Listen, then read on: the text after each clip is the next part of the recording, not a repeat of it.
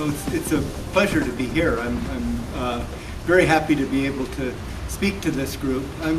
My interest is how humans are changing the world, and I think it's an important enough change that I talk about this being the Anthropocene, the geological era in which humans are a dominant force on the planet.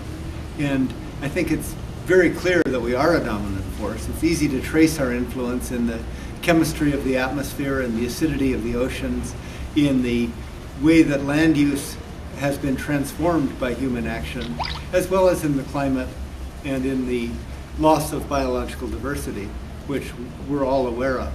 And I think it's really important that we take the fact that the world has been changed by our actions into account when we think about how we do our science. It was possible at one time to think of our science as being a science of understanding the world as it is.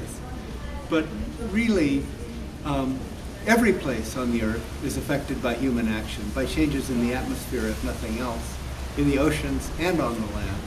And so our science has become, in part, a science of human impact, of understanding how humans have affected the world. Now, that's not instead of science to understand the world.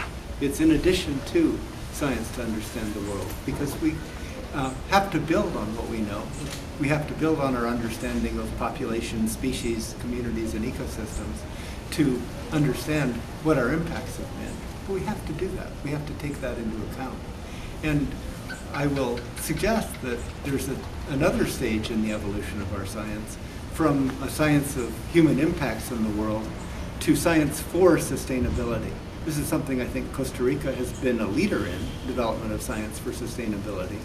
But it's something all of us have to put much more effort into, in that we need to think about how we meet the needs of people today and in the future, while at the same time protecting the life support systems of the planet that keep us and all of the other species of Earth, all of the ecosystems of Earth, going.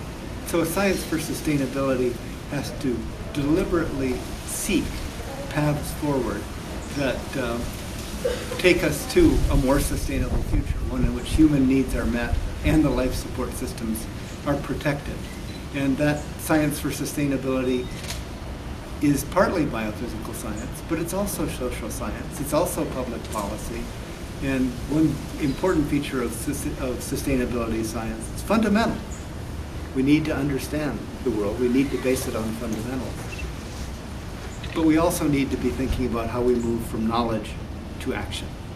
And that requires collaborating with people from other disciplines, people throughout the academy, people outside of the academic world, with the policy world, with people on the ground.